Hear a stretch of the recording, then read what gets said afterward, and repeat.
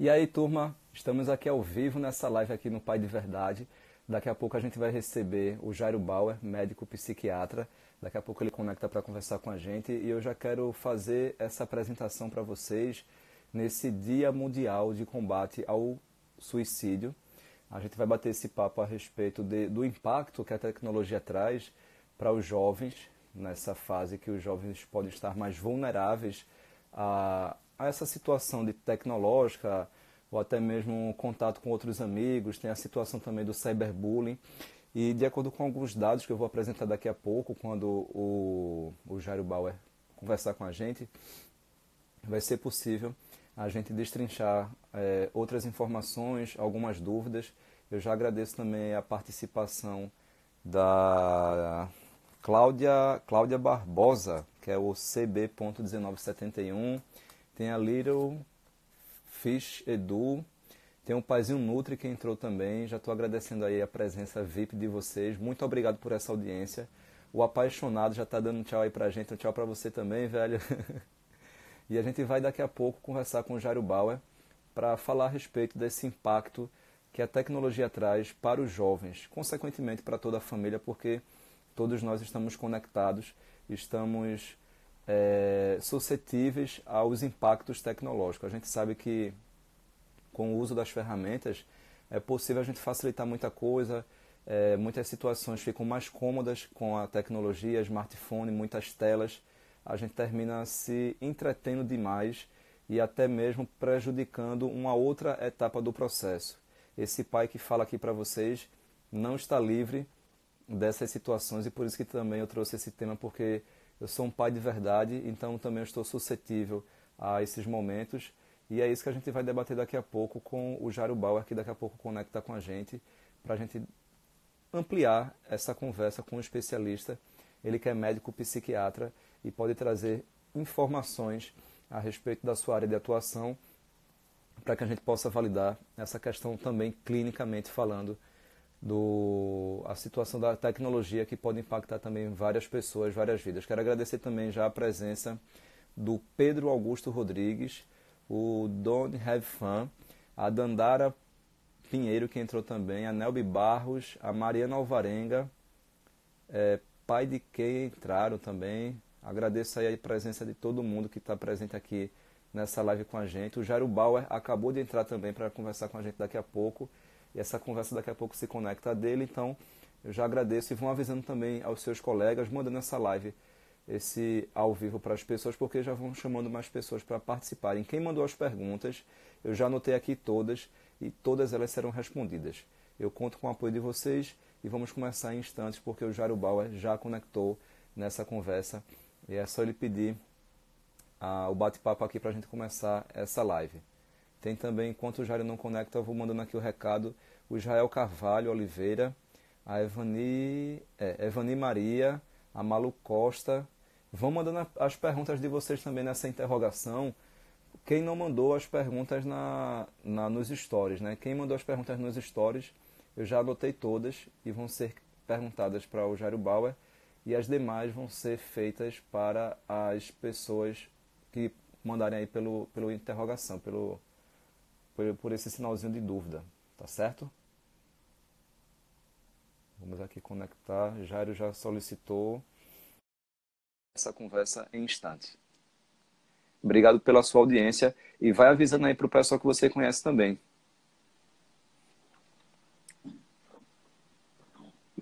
Oi, Jairo. Opa, tudo bom? Tudo jóia, cara. Primeiramente Chegando. agradecendo aqui a sua presença na live do Pai de Verdade. É um privilégio para a gente ter você como convidado.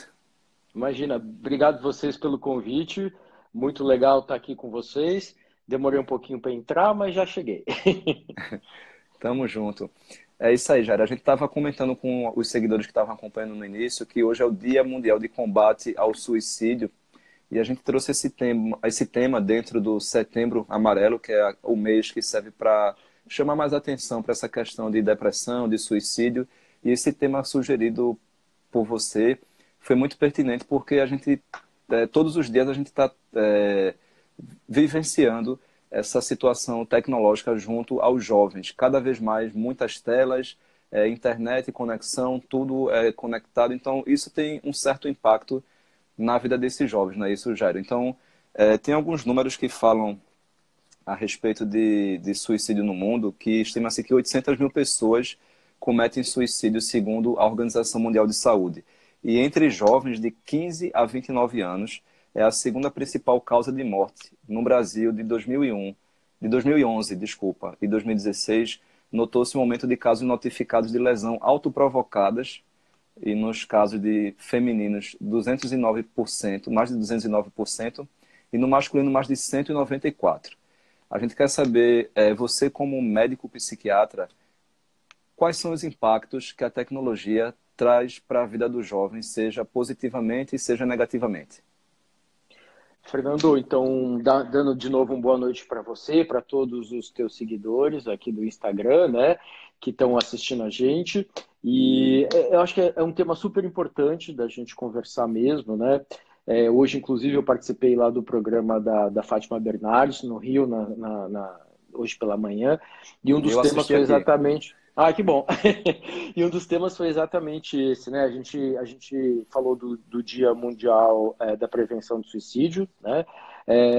Que é uma iniciativa, né? Uma tentativa da gente alertar as pessoas para o risco de suicídio, né? E os números que você trouxe são absolutamente verdadeiros. A gente teve esses números divulgados ontem pela Organização Mundial da Saúde. São 800 mil casos de suicídio no mundo, né? No último, por ano, todos os anos, né? Quase um caso de suicídio a cada 40 segundos. É a segunda principal causa de morte na faixa etária dos 15 aos 24 anos. Né? A grande causa do suicídio, não é a única, mas a grande causa do suicídio é a depressão. Né? Assim, a esmagadora maioria dos casos está relacionada à depressão. A gente tem outras causas, mas a depressão é a principal. Identificar a depressão, identificar as pessoas que estão em risco é muito importante, né?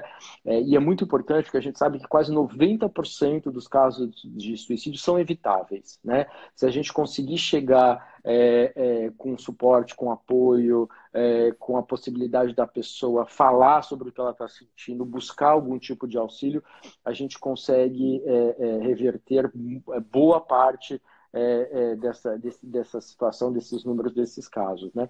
E eu acho que a tua segunda afirmação é absolutamente verdadeira também, né? A gente tem uma relação muito próxima, né?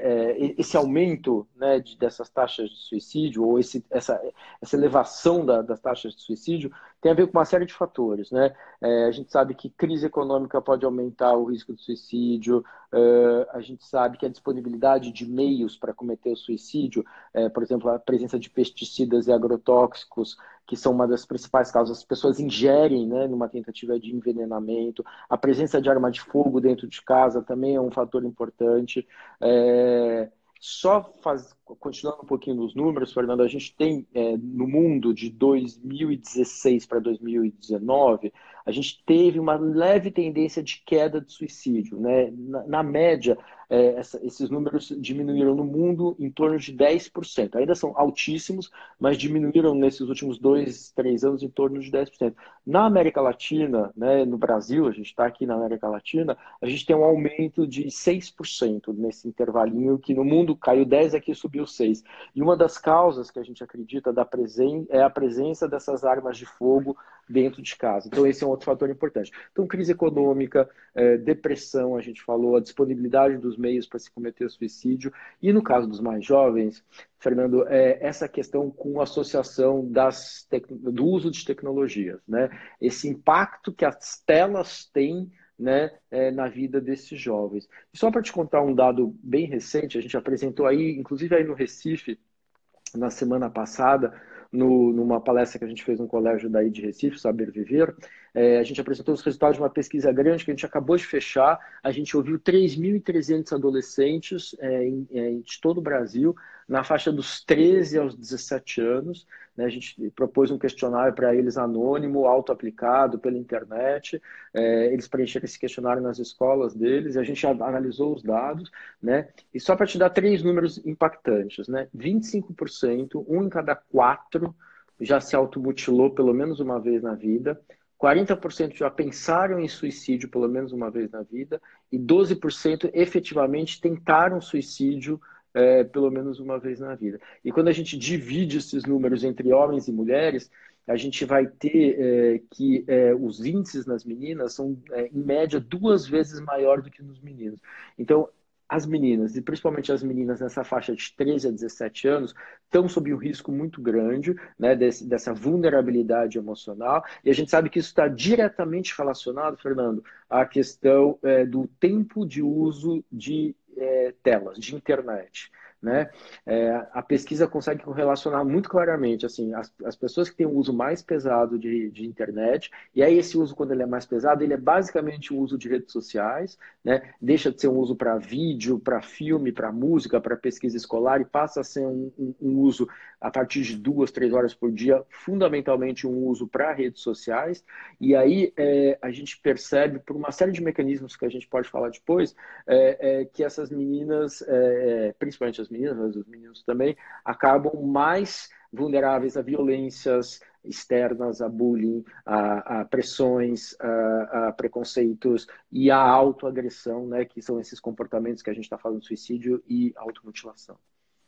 Essa questão de gênero seria mais por questões culturais, de preconceito, porque as mulheres sofrem mais bullying, por exemplo, ou então estão mais suscetíveis a essa situação? Fernando, eu acho que a gente, né, nesse campo das hipóteses mesmo, né, o que eu acredito é que as meninas elas estão mais expostas nas redes sociais, na vida de uma maneira geral e nas redes sociais, a uma série de cobranças para a questão da aparência, do corpo, um ideal de beleza que muitas vezes elas não conseguem alcançar ou elas têm como único padrão de beleza. Então, o que a gente sente é que muitas vezes tem uma cobrança excessiva sobre as meninas, mais intensa, mais forte do que sobre os meninos, né? E quando a gente pensa, quando a gente vai dividir também na pesquisa quem usa mais redes sociais, a gente percebe que as meninas tendem a ficar mais tempo nas redes sociais. Então, elas acabam, além da questão das pressões culturais, sociais, machismo, cobranças, elas mesmas se cobrando mais, a gente tem a história do tempo maior. Elas estão mais expostas a uma série de fenômenos que a gente fala de internet, né? Comparações, rejeições seriadas, cobranças excessivas, preconceitos, bullying, enfim, todas essas coisas, elas ficam mais evidentes, né, em quem fica mais tempo conectado. Eu estava vendo aqui já nas redes sociais o pessoal comentando com a gente, a Aline falou que tem uma filha de 12 anos e que ela não tem nem Facebook, nem Instagram, porque ela já estava se cortando na escola. Então, o que você falou são casos reais, inclusive dos nossos seguidores que estão acompanhando essa entrevista, essa conversa e comprovando que, infelizmente, esses casos existem, mas a gente está aqui para debater, para que possa ser explicado, esclarecido, para que essas pessoas possam conversar com seus filhos, não é isso, Jairo? Eu acho que a grande questão, Fernando, é que muitas vezes essas meninas, né, e esses meninos, eles não é que eles se automutilam porque eles acham que é legal, né? Eles se automutilam na tentativa de aliviar algum tipo de sofrimento, normalmente sofrimento psíquico, um sofrimento emocional. E aí, o que a gente percebe é que são pessoas que muitas vezes elas se fecham, né, com o sofrimento, ficam com vergonha de falar sobre a sua dificuldade, ficam com vergonha ou medo de falar do seu sofrimento para a família, para o professor, para os amigos, e elas ficam sozinhas, né, fermentando aí, entre aspas, assim, esse sofrimento, essas dificuldades, e não colocam para fora, né? Não dividem com ninguém. E a gente sabe, Fernando, que é muito, muito, muito importante em qualquer tipo de problema que você está enfrentando, você falar, você colocar para fora, você perceber que você tem o apoio de alguém, que você pode ter o apoio de alguém, você enxergar o problema de outra perspectiva a partir do momento que você coloca ele para fora. Não é à toa que a fala, né, é a base da maior parte das terapias que a gente tem, né? Então, é muito importante falar. Então, o que a gente sabe é assim, que famílias que conseguem conversar melhor sobre, não sobre banalidade. É óbvio que a gente conversa um monte de coisas do dia a dia, banalidades, diversões, isso é muito importante. Mas se a família que consegue também falar sobre os seus afetos, as suas emoções, as suas dificuldades, é uma família que pode proteger esse jovem dessas dificuldades emocionais ou da dificuldade de comunicar essas dificuldades emocionais, né? Então, acho que é muito importante a família que fala. E teve um estudo muito bacana que também saiu recentemente, é um estudo que compara escolas, né? E a gente percebe que as escolas em que as crianças têm uma rede de apoio, né? Uma rede de contato melhor, né? E as escolas em que as crianças conseguem conversar com alguns adultos dentro da escola, professor, orientador, funcionário, não importa, que tem uma conexão com adultos e que tem uma melhor conexão entre elas, são escolas que conseguem reduzir drasticamente os riscos de suicídio dentro, né, dentro do seu ambiente. Então, assim, de novo, a importância do falar e a importância das redes de contato. Eu poder contar com alguém, eu me sentir acolhido, eu me sentir Ser acolhida, apoiado, né? ser apoiado, né? E para quem está do outro lado, a gente costuma falar, né? Não é julgar, né? Entrar numa rede social e falar que quem comete suicídio é um fraco, ou quem está tentando cometer suicídio é um fraco, é um absurdo, né? É uma irresponsabilidade total, né? Então, na verdade, assim, quem pensa em suicídio está expressando alguma forma de sofrimento. E essa pessoa tem que ser acolhida, não tem que ser julgada, não tem que ser discriminada, muito pelo contrário. A gente tem que mostrar que a gente entende, reconhece essa dificuldade e que a gente está lá para apoiar. Exatamente. Você já respondeu, então, como é que a escola pode apoiar? Já foi uma pergunta da Ana Rosa Santana, que ela é professora, e perguntou exatamente isso que você respondeu para a gente. Eu vou começar já com algumas perguntas, Jairo, que foram encaminhadas antes, e na sequência eu também já vou lendo o que os seguidores vão colocando aí nos comentários. Tudo bem? Claro. O Borapai, é o @Borapai, ele disse que a partir de quando a tecnologia passa a ser um problema? Olha, eu acho que ela passa a ser um problema. Longe, de novo, assim, às vezes eu fico falando dessas questões do uso nocivo da tecnologia, mas eu sou um defensor, né, árduo, da importância que a tecnologia tem na vida das pessoas, né? Tudo isso que a gente A tem. gente está usando para o bem, por exemplo, né? Pois é, a gente está usando para o bem e assim, o uso, a ideia da tecnologia é funcionar para facilitar a vida das pessoas. Então, assim, longe de entender que eu estou demonizando as tecnologias, muito pelo contrário, eu sou um super fã e apoiador das tecnologias.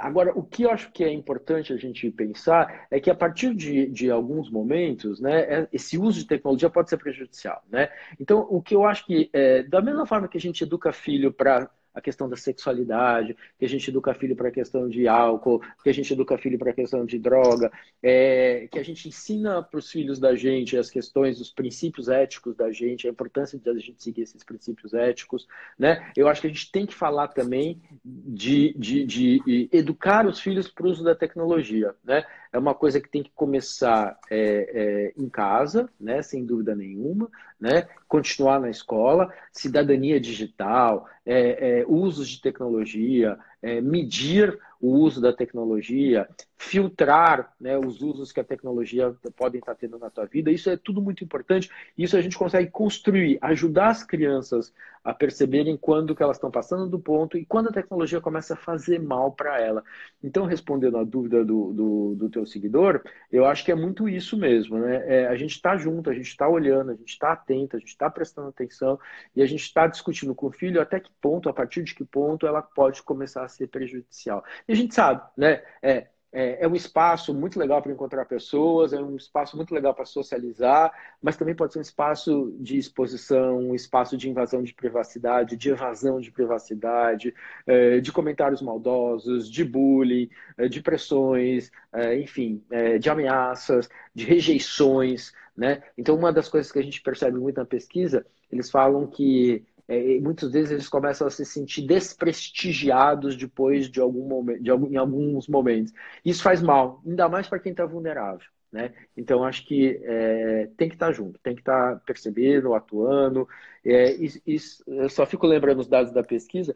A gente correlaciona a vigilância que os pais têm em relação à senha e tempo de uso, né? e o tempo de uso efetivo que eles estão fazendo da internet. E a gente percebeu que no grupo que exagera mais, usa mais de 9 horas por dia, o tempo de controle dos pais é 4 vezes menor. Os pais dizem para a gente que controlam 4 vezes menos do que nos que usam menos, né? Ou seja, é importante o controle parental, sem dúvida nenhuma. Então, Óbvio, só terminando, é óbvio que é mais fácil fazer esse controle quando eles são menores, né? E à medida que eles vão ficando maiores, a gente tem que negociar, né, esse uso. mas o que você falou aí já também complementa o que a Dicas Miúdas falou, que é dialogar, eu acho que sem dúvida é o caminho de sempre, porque você conseguindo conversar com seu filho, você vai estar mais próximo, termina que não vai ser uma cobrança, uma imposição, é um pedido que termina sendo aceito. Eu concordo com ela em gênero, número e grau, né? Só que eu vou até um pouco além. Além do pedido, é uma questão de você mostrar que você está preocupado, Se né? Que você impor, está junto, né? Que você está ali se junto, você impor sem está nessa. autoritarismo. Criar um canal de comunicação e até mostrar, olha, eu tô falando isso porque eu estou preocupado, né? Eu sei dos riscos e eu quero te ajudar a você a perceber esses riscos, né? Sobre a questão do que a gente vinha conversando da depressão, a Roberta Guedes disse que a verdadeira frase só sabe quem passa. Outras pessoas aqui também participando, Paula Paixão, o Vitor Melo, Luísa Gomes, Araújo 6146, Pai na íntegra, notei que tem um monte de gente, daqui a pouco eu vou lendo mais. A Lucinéia Rodrigues, lá de São Paulo, tem um monte de gente do Brasil todo, viu? Que Jairo bom. Bauer tá dando moral pra gente. E eu acho É, que, só completando essa frase fica à vontade. que a tua seguidora falou de depressão só sabe quem passa por isso, né? E é Foi a verdade Roberta mesmo, Guedes. né? A Roberta, né? Enfim, eu sou psiquiatra, já trabalhei muito tempo com clínica, atendi muitas pessoas, mas muitas pessoas que tinham depressão, e realmente, assim, o sofrimento dessas pessoas, né? Principalmente quando a depressão se instala de uma maneira muito importante, esse sofrimento é tremendo, né? E eu tenho casos na minha família também de pessoas que enfrentam fases muito críticas de depressão e realmente é assim, é complicado, é difícil, é sofrido, né? Então, concordo em gênero, número e grau com ela que assim, a gente só sabe, né, quando passa por isso. Por isso que é importante estar do lado e não ficar essa coisa de ficar avaliando, cobrando, isso é falta de vontade, levanta, vai fazer as coisas, sai daí e tal. Não é assim, né? Não é porque a pessoa não quer fazer as coisas, ela simplesmente não consegue, ela não pode, né? É mais forte do que ela, né? Então, por isso que em algum momento, né, nos quadros mais graves, assim, é muito complicado a pessoa sair de um quadro de depressão sem apoio e muitas vezes sem o uso de medicamento. Por isso que é fundamental a avaliação do médico, a avaliação do psiquiatra e os medicamentos também, assim, porque tem, além do tabu de não falar da questão emocional, além do tabu de não querer ir no médico ou no psicólogo, existe o tabu de não querer ir no remédio. E aí a gente percebe que é toda uma construção, né? Porque se eu machuco o meu joelho, amanhã eu estou no ortopedista, tomando anti-inflamatório, fazendo raio-x. Agora, se eu estou com um sofrimento tremendo, eu não quero falar do meu sofrimento, eu não quero ir no médico para falar do meu sofrimento, e eu não quero tomar remédio para esse meu sofrimento. Porque tudo isso tem muito tabu, tem muito mito, tem muito preconceito. Exatamente, Jairo. Tem muitas perguntas aqui que foram encaminhadas com antecedência. A Cláudia Barbosa, que tem no Instagram, @c.b.1971. Ela quer saber por que, é que os números oficiais de suicídio na adolescência não são amplamente divulgados. Tem algum motivo para isso? Eu acho que assim, eles são divulgados também, né? Muitas vezes a gente tem uma dificuldade de tudo que tem a ver com número, com estatística em saúde, principalmente em países em que os registros não são muito bons, às vezes a gente tem uma dificuldade de quantificar, né? Agora, assim, a gente sabe do que a gente vem percebendo é que os números são grandes, sim, né? Em adolescentes a gente falou, né? Há pouco, de 14 de 15 a 24 anos, é a segunda principal causa de morte, né, no mundo, só perde para os acidentes, que tem a ver com acidentes de trânsito, né? No Brasil, para os meninos, a gente, além dos acidentes, a gente tem a violência antes das causas de suicídio, Para as meninas, suicídio é provavelmente no Brasil a segunda causa de morte de meninas adolescentes, né? E muito perto dessa história do suicídio também as complicações decorrentes de gestação, de aborto, essas coisas também são uma causa importante de mortalidade e morbidade nas meninas também, diferente então das causas de mortalidade e morbidade nos meninos, né? Essa questão das mortes, né? Seria, no caso, ela por ela estar grávida, alguma pressão psicológica do parceiro ou da sociedade porque ela está grávida? Fernando, você dá só uma repetidinha que deu uma falhada aqui na minha conexão? Por favor, se você puder repetir. Tudo bem. Essa questão de as meninas que estão grávidas, elas podem tentar algum suicídio. Seria pela pressão da gestação, o parceiro, de alguma maneira, fazendo alguma pressão psicológica nelas, alguns colegas, não sei. Vocês têm algum dado mais destrinchado ou seria um cenário perceptível? Também, assim, essa coisa da maternidade na gestação, e muitas vezes da maternidade indesejada, coloca uma pressão extra sobre a menina muito grande, né? Ela às vezes não Ainda quer mais na nossa cultura, né?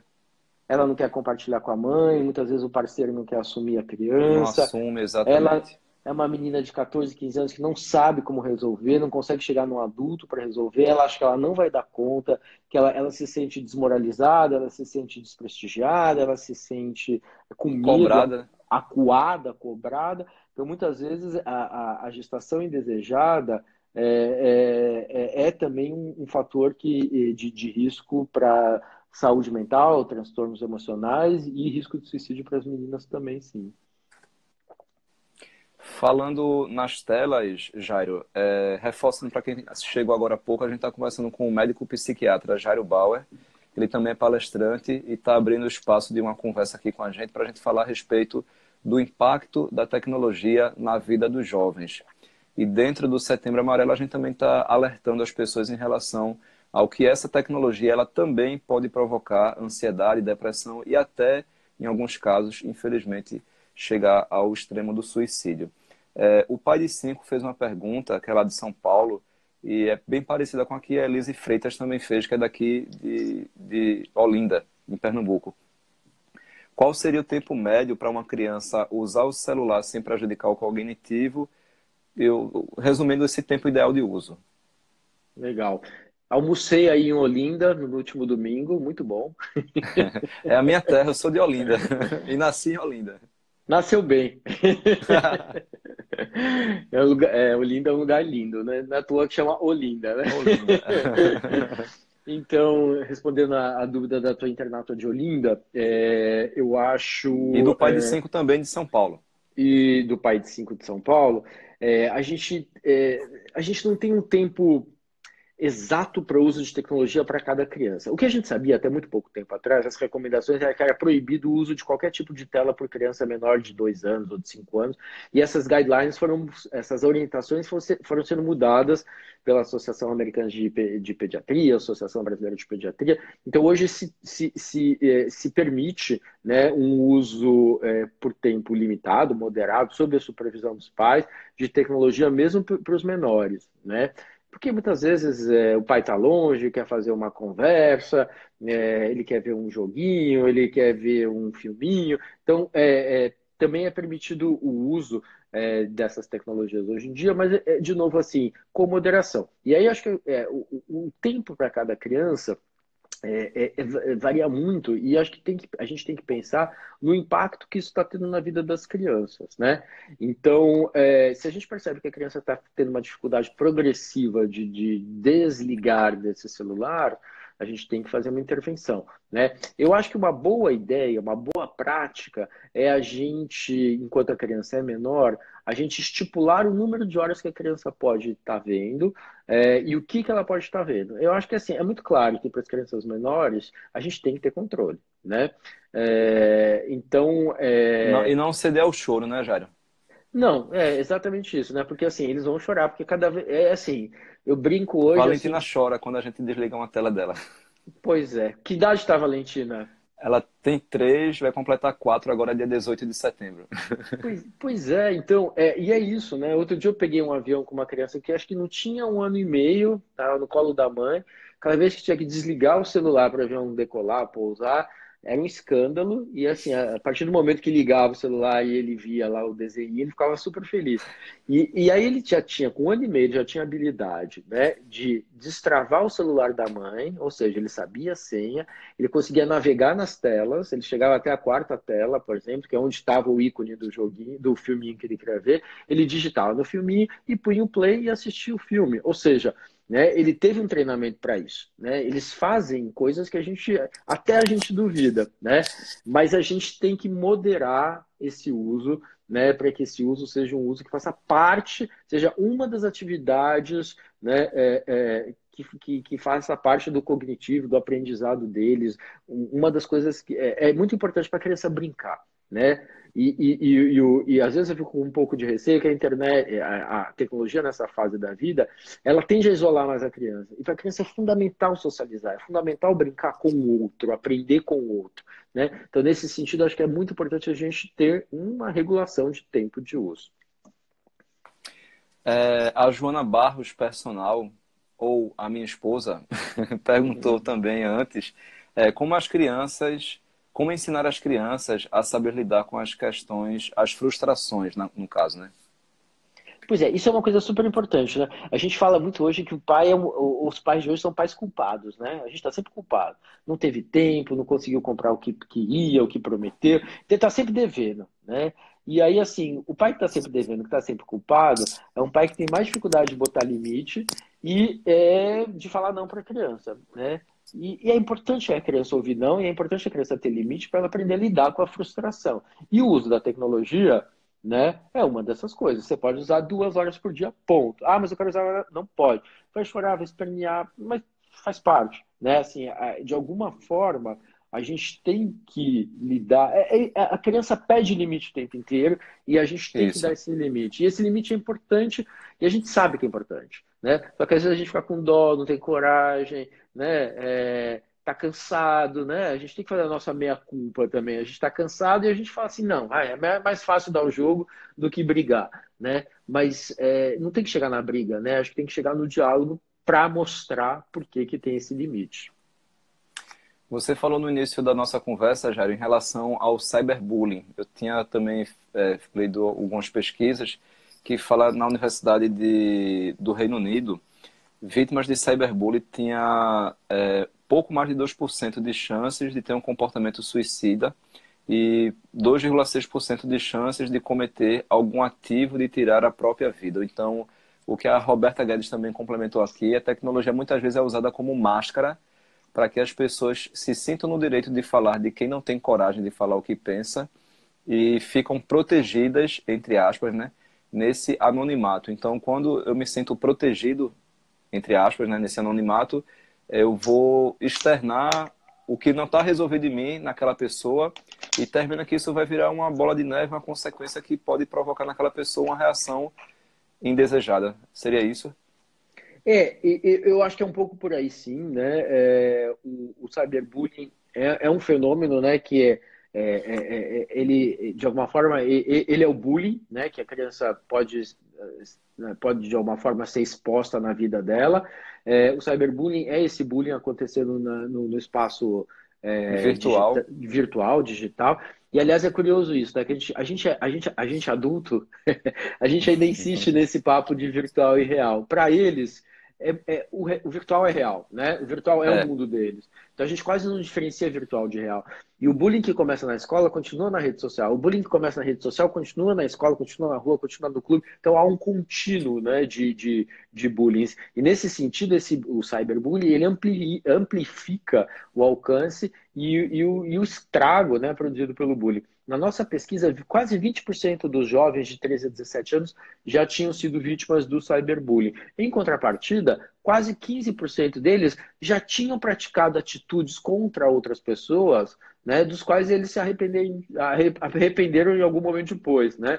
Ou uma brincadeira mal colocada, uma frase preconceituosa, uma exposição desnecessária. Quer dizer, é um pouco isso que você está falando, né? As pessoas elas acham que a tela dá, teoricamente, um direito à pessoa avançar mais, a prestar menos atenção no outro, a se importar talvez menos com o outro, a achar que está protegida por uma certa distância, um certo anonimato.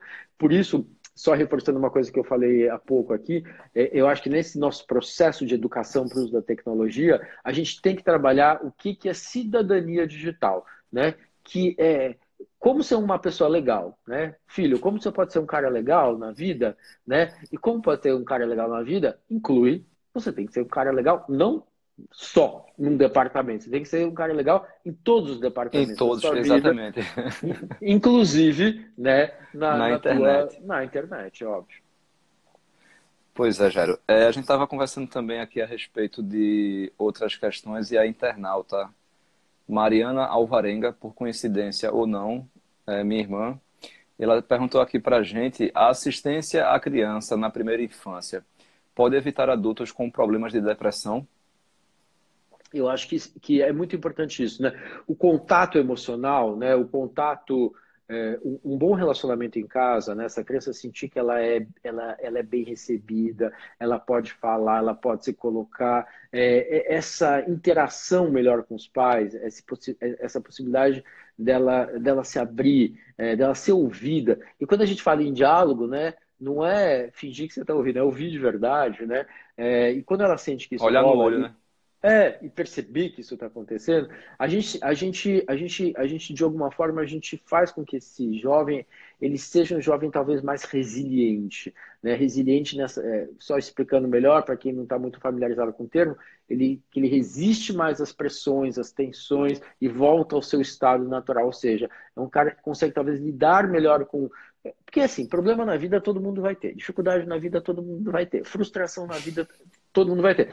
Agora, o jeito que a gente vai lidar com essas coisas é que vai definir como a gente vai ser, né? Que tipo de pessoa a gente vai ser. Então, se a gente consegue ter um filho, ou trabalhar no filho, essa resiliência, ele tem uma chance maior de lidar melhor com, né, o imprevisível, o improvável, o que pode dar errado, né? Então, nesse sentido, é muito importante, sim, esse suporte emocional desde cedo. Jairo, quem tiver precisando de alguma orientação, seja algum seguidor que está ouvindo a gente está passando por alguma situação delicada e precisa desabafar, o que é que você orienta? E a outra pergunta, eu acho que é complementar, o seguidor da gente que está nos assistindo agora percebe alguma situação, como tentar um diálogo? Olha, eu acho o seguinte, só finalizando aqui, né, que a gente está meio Já tá terminando já o nosso tempo. tá com a corda no pescoço, eu acho que assim, se a gente está percebendo que alguém está precisando de ajuda, a gente tem que, de alguma forma, mostrar para essa pessoa que a gente tá aberto para escutar, né? Às vezes a gente não vai Certo. conseguir fazer nada, né? Absolutamente nada, né? A gente não vai saber como lidar com aquela história, mas só o fato de você ouvir, você já pode estar resolvendo uma boa parte das dificuldades. E aí encaminhar essa pessoa, tentar ajudar essa pessoa a chegar em quem possa ajudar, quer seja um psicólogo, um profissional da saúde, alguém, se a pessoa tem, por exemplo, uma orientação religiosa e ela se sente mais confortável recebendo esse conforto do pastor, do padre, do rabino, enfim, né, de alguém que possa ouvi-la, né, de você fazê-la chegar nesse lugar também, ou às vezes levá-la a um grupo de apoio, um grupo de ajuda, tudo isso é muito importante, né? Então, estimular a pessoa a falar e tentar agilizar, facilitar o acesso dessa pessoa a algum tipo de ajuda. Acho que esse é o primeiro ponto. E aí, assim, a gente tem uma série de materiais que podem ajudar essas pessoas, né? Então, por exemplo, para o risco de suicídio, a gente sempre fala do CVV, né, que é uma coisa muito importante, né, que está aí, funciona 24 horas, são pessoas que são voluntários que estão lá, que atendem o telefone, que ouvem as pessoas, que têm um treinamento especial, eles podem ser acessados por telefone ou pela internet. A gente tem um helpline, né, uma linha de ajuda da SaferNet, então quem quiser pesquisar também dá uma olhadinha aí na SaferNet. A gente desenvolveu há 2 semanas um material novo que a gente também agora acabou de relançar agora nessa última semana, que chama, é um site mesmo que trata só de questões emocionais e de prevenção do suicídio e de como lidar com a depressão, que chama Como Anda a Sua Cabeça. Quem botar lá na internet Como Anda a Sua Cabeça, Dr. Jairo, vai chegar nesse site da gente. É uma página que vai estar dentro do nosso site, vai ser incorporado ao nosso site, mas esse material está todo lá disponível para as pessoas. E aí tem áudio, tem podcast, tem vídeo, tem perguntas mais frequentes, tem as últimas notícias todas que a gente publicou no site nos últimos 12 meses sobre transtornos emocionais, dificuldades emocionais. Então, tem muito material, né? Então, dá uma olhada, pesquisa, se informa e só não fica sofrendo sozinho no canto e não deixa a pessoa que você conhece, que você percebe que está sofrendo, ficar também sozinha, fechada, sofrendo num canto, sem ajuda, sem possibilidade de acesso a quem pode realmente ajudar. Pois é, infelizmente nosso tempo terminou. Nós combinamos 30 minutos de bate-papo com o Jairo Bauer, médico psiquiatra. Privilégio ter você aqui na nossa live, Jairo. Eu quero lhe agradecer e dizer que as portas estão abertas para as novas entrevistas, inclusive a minha cidade, Olinda, para quando você vier visitar. Fechadíssimo. A gente volta a falar, a gente faz um novo bate-papo aí, a gente vai conversando e faz essa live conjunta aí para os teus seguidores. E, enfim, quem precisar da gente também é só seguir ali ou mandar as perguntas para o nosso Instagram, @JairoBauerOficial. Ok, e também você tem um site na internet, não é isso? Pode deixar para o Tem, seguidor? Pode, é o doutorjairo.com.br, doutor por extenso, e dentro desse site tem essa página especial sobre questões emocionais, que é Como Anda a Sua Cabeça. Tá ok. Agradecer também a presença, a audiência dos nossos seguidores e até uma próxima live. Tchau, pessoal. Até a próxima. Bom descanso para vocês. Boa noite. Boa noite. Tchau.